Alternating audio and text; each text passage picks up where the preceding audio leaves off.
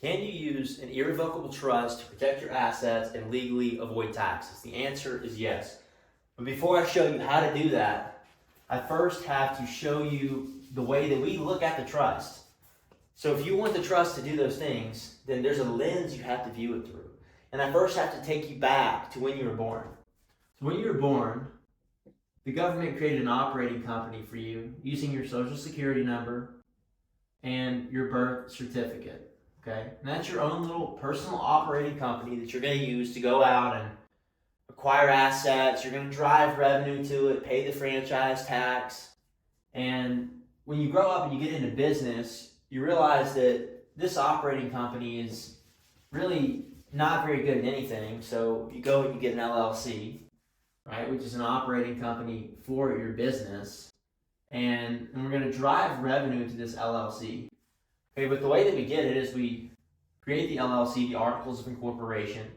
We go to the IRS and we ask them for an EIN number, and they give it to us with a chart of accounts. And of course, we have our active members, that's our CEO. We have our passive members, that's our limited partners. And then at the end of the year, we're going to tally up our expenses and we're going to file a 1040. Okay, very simple. And this is the operating company for your business. But as you do business and you begin to make money and you begin to acquire assets, all of a sudden you need some asset protection and you need a tax shelter because the LLC is not doing much for you. So then you need an operating company for your estate. And that's where the trust comes into the picture. The trust is the same. We're going to create the trust, and then we're going to go to the IRS, and we're going to ask them for an EIN number. They're going to give it to us with a chart of accounts, but that chart of accounts for the trust is very broad, okay? And of course, we have our active members, but we don't call it a CEO. On this side of the fence, we call it a trustee. We have our limited partners, except over here they're called beneficiaries. And then, of course, we're going to tally up our expenses at the end of the year, and then we're going to file a 1041. And what you have here is a mirror image, two sides of the same coin. One of these is for operating your business, and the other one is for operating your estate. So we know that we need a trust. That's very clear. We need this estate planning tool. But what kind of trust do we need? And there's really only two types of trust. You have a revocable trust, and then of course you have an irrevocable trust. All right, and the revocable, we're going to convey assets into the revocable. And what this is it's really just a probate tool. Okay, so it doesn't provide any asset protection, and it is not a tax shelter. It actually doesn't do anything for you while you're alive. When you die, your family will not have to go to probate court, which is great. That's better than them going to probate court, but it's not what we want.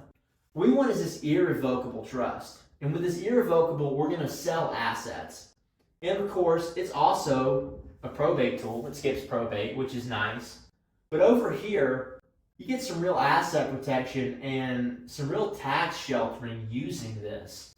So we want to go with that irrevocable trust. That's where the benefits are for us. And so we know we're going to sell assets to the trust. What does that look like? So we have our trust. We go and we create that irrevocable trust. So how do we sell assets to it? Well, if it's a home, you're going to do a quick claim deed. Everything else is going to get a bill of sale. And this is a legitimate exchange, just like if you were to sell your assets to me or anyone else. So something has to be traded here. So instead of giving you cash, because cash is an asset and we own our assets in the trust is going to issue you a demand note. And what that demand note is going to reflect is it's going to reflect the fact that the trust owes you, let's say, $1 million for all of your assets. And of course, this is going to be at a cost basis, meaning what you paid. So for your primary residence, that's your cost minus depreciation plus any improvements. And let's just say all of your assets total up to $1 million. Well, that demand note is going to reflect that. And what that demand note really is is a promise to pay. And the way that I want you to think about this is it's like an IOU, but the trust owes you. And it's really a debt note, just like the US dollar. And it's like a line of credit that you can pull from tax-free. We're going to record that all in the ledger of the trust book. So we sell all of our assets. The assets are in there, and that's the asset protection piece. Okay, so we can check that off.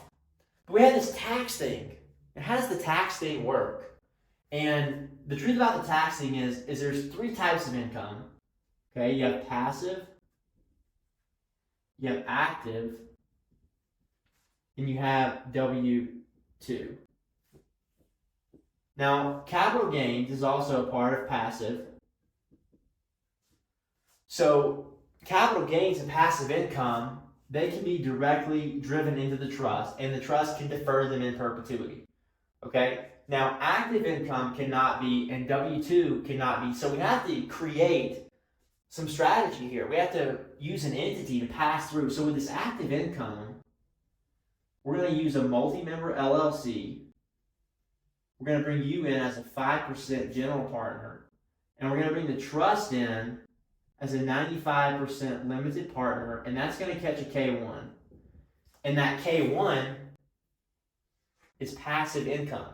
So even though we started active, the LLC converted it to passive, and we were able to defer 95% of our business income by distributing it on a K1. Now, it's the same thing with the W-2. We can't drive W-2 directly into it. There's no benefit to that. So what we do is we come in with a family foundation component. This family foundation has some real utility. It allows you to legally donate about 60% of your W-2 to the trust. So what that means is, sure, your W-2, you're going to pay the man all year. But at the end of the year, when you file that tax return, you're going to make this pledge of 60% to the family foundation. And the IRS is going to say, oh, hey, you overpaid. So they're going to send you a check for about half of the taxes that you paid that year, plus some. So that's the W-2 strategy.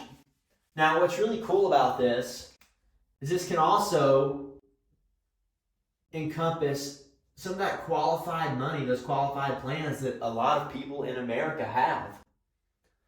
And we can donate $105,000 a year from these qualified plans into the family foundation.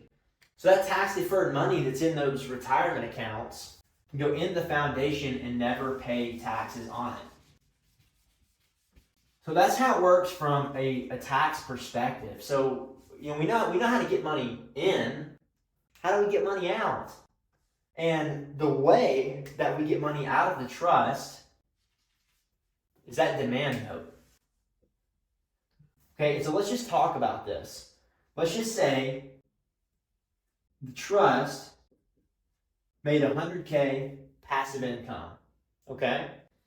And in terms of trust expenses, the mortgage, the power bill, the water bill, the car, the insurance, the gas, whatever other trust expenses you come up with, that comes out to $50,000. So we have $50,000 left. And let's just say personal food, fun, and fashion, which, just like in a business, you can't go to dinner, go on vacation, and buy a new wardrobe and call it a business expense. Well, it's the same thing with the trust. We can't call that a trust expense. So we have to justify to the IRS, hey, we spent another $20,000 on food, fun, and fashion. So we have $30,000 left. But we can't just write that off. We have to justify it. So what we'll do is, let's just say this $1 million demand note that the trust owes you, that line of credit, you're going to come in and we're going to tell the IRS, hey, the trust owed me $1 million. I'm just going to pull $20,000 off of it for that personal food, fun, and fashion. We're going to update the demand note. Now it only owes us $980,000, but we were able to pull $20,000 out completely tax-free. That's how we get money out of the trust. Okay, so what about this $30,000 left over? Okay, what do we do with that? We defer it. Well, what does deferred even mean? So the way I want you to think about this is like a little umbrella.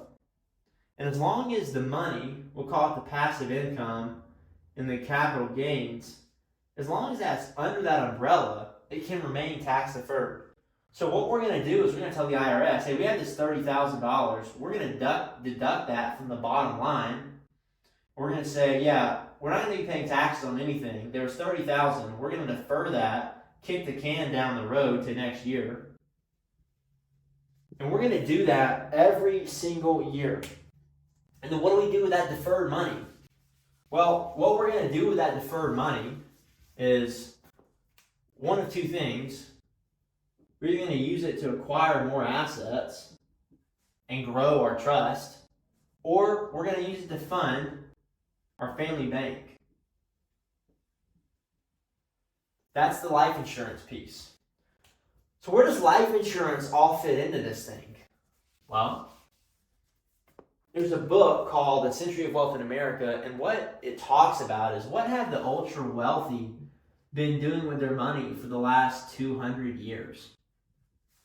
And what they've been doing, what the book details is in the early 1900s, they started warehousing billions of dollars in whole life insurance. And the reason they did that is because it's the safest place to keep money. And not every life insurance carrier, but a select group has never missed a 5% dividend. How's that even possible?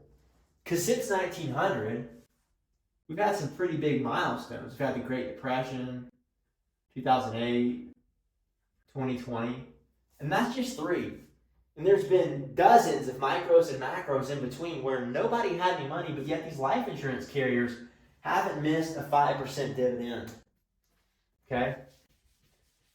And so it's the safest place to keep money. And no one's ever lost money in whole life insurance, and the reason why is because the banks use fractional reserve banking. And let's just say, for example, you give them a $1 deposit, they go and they get $9 off of that. That's fractional reserve banking. And then they're only required to keep 1%. Okay, and so what happens is when everyone goes back to their bank at the same time, they've got all these loans out for money they don't have, and they only have 1% of liquidity on hand. So that's where bank runs happen. But there's never been a bank run with whole life insurance. And the reason is because when you give them $1, they give you 5% interest instead of making money off your back and not sharing it. And then they're required to keep 130% liquidity on hand. So even if every single life insurance customer in the world went back at the same time, there would never be a bank run on whole life because they have the money. Just like a casino, they have to keep the liquidity. And so they do. So how does that work? Right? So we have the trust. And of course, we have this private family banking component over here. All right? And so this leftover deferred money, all I'm advocating here for is instead of giving it to the IRS, we're going to give it to your private family bank. And so what does that even mean? Well, the bank is going to take out whole life insurance policies on the trustees and the beneficiaries, all the members, and it owns it as a Tier 1 asset. And that's how the IRS looks at it, is a Tier 1 asset. The banks, the corporations, bank-owned life insurance, corporate-owned life insurance, the biggest buyers of whole life insurance in the country. So the trust owns it as an asset. So the same way that it owns your house as an asset, it owns the whole life insurance as an asset. And so the expenses related to that, including the premiums, are now trust expenses. So what I'm telling you is you can use your deferred business income to fund your personal estate and whole life insurance, And whole life insurance only does two things. It produces revenue and it purchases equity. That's the only two things that it's going to do. And so what this might look like, we talk about the Rockefeller waterfall method. What does that even mean?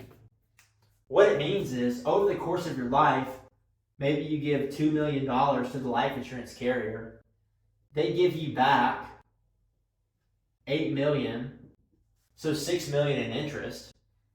You can spend the entire $8 million, and it'll still spit out a $12 million death benefit, 8 of which has been spent by you while you're alive.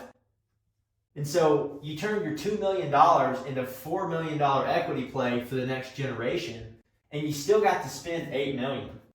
Well, what's the alternative there? You go and spend the $2 million? And so how does that even work? Well, let's just say we have $2 million in what we call cash value. Okay? Well, you can access that. That's like a savings account, your own personal bank. So you can borrow, let's just say you borrow $100,000 out of that. You're still earning 5% interest on the whole thing, and then you're paying 4% on the 100,000. But for the 100,000 that's in there, you're making 5%. So what you're really left with is a negative interest rate where subtract the interest you're paying from the dividend, and you're still making 1% on that 100,000. So you still made $1,000 in interest despite the fact that the money wasn't even in there. So now you're making money in two places at once. And so what we're advocating for here is you take the money out of your right pocket, which is the bank over here, and let's put it in your left pocket, which is where you're the bank. You're the one that gets paid the interest. You're the one that gets the benefit, that has the control, that gets the equity. And so what this looks like, start to finish, is you create the trust. You're going to be the trustee. Your kids, wife, they're the beneficiary. Our attorney is your grantor. And you have yourself a nicely situated, non-grantor, irrevocable, complex, discretionary spendthrift trust. And what that really is, let me sum it up for you in short. What you're getting is a dynasty trust that's going to go on to not only serve you and your family, but every generation after, for as long as you keep the trust going. And this is the truth behind the Rockefeller method and how we can legitimately protect our assets, own nothing, control everything, and legally avoid taxes almost across the board, if not all of them. So you're going to avoid taxes. You're going to protect your assets. How are we going to do that? By owning nothing and controlling everything. Once. And once you have this trust, you will never look at anything the same way